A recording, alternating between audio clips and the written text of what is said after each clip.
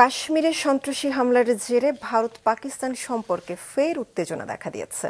হামলার পাল্টা হিসেবে পাকিস্তানের কূটনীতিক বহিষ্কার করেছে দিল্লি। 1960 সালের পানি বন্টন চুক্তি স্থগিতের ঘোষণা দেওয়া হয়েছে। প্রতিক্রিয়া জানাতে আজ জরুরি জাতীয় নিরাপত্তা বৈঠকে বসছে পাকিস্তান। Desk report. পৃথিবীতে কোথাও যদি স্বর্গ থেকে থাকে তাহলে সেটা এখানেই এখানেই এখানেই। কাশ্মীরের সৌন্দর্য দেখে কবি আমির খসরু এই উক্তিটি করেন। রং বেরঙের ফুল আর সবুজে ছেয়ে থাকা উপত্যকাটি এবার পর্যটকের রক্তে লাল হয়েছে। বন্দুকধারীদের হামলায় পেহেলগামে নিহত হয়েছে 26 পর্যটক।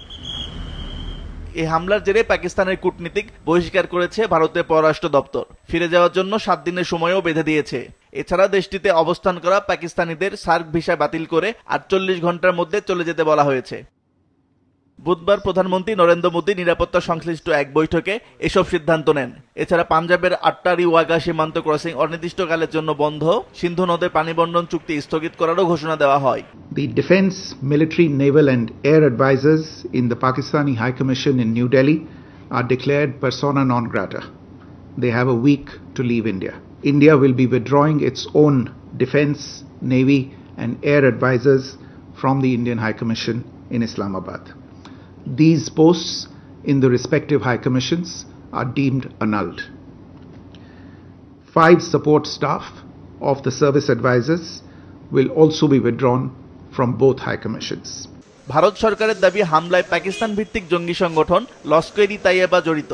তবে অভিযোগ অস্বীকার করেছে পাকিস্তান। ভারতের এই পদক্ষেপের প্রতিক্রিয়া জানাতে বৃহস্পতিবার জরুরি জাতীয় নিরাপত্তা বৈঠক ডেকেছে পাকিস্তান। প্রত্যক্ষদর্শীরা জানিয়েছে হামলাকারীরা স্বয়ংক্রিয় অস্ত্র ব্যবহার করেছিল। জঙ্গল থেকে বের হয়ে পর্যটকদের উপর হামলা চালায় তারা। এই হামলা ভারত পাকিস্তান সম্পর্ক ফের খাদের কিনারায় নিয়ে গেছে। এর আগে 2019 সালে কাশ্মীরের পুলওয়ামায় আত্মঘাতী বোমা হামলায় 46 জন ভারতীয় সেনা নিহতর জেরে পাকিস্তানের অভ্যন্তরে বিমান হামলা চালায় ভারতীয় বিমান বাহিনী। এবারও সেই রকম পরিস্থিতির আশঙ্কা জানিয়েছে আন্তর্জাতিক গণমাধ্যম। আসিফ আল আমিন, মাছরাঙ্গা নিউজ ডেস্ক।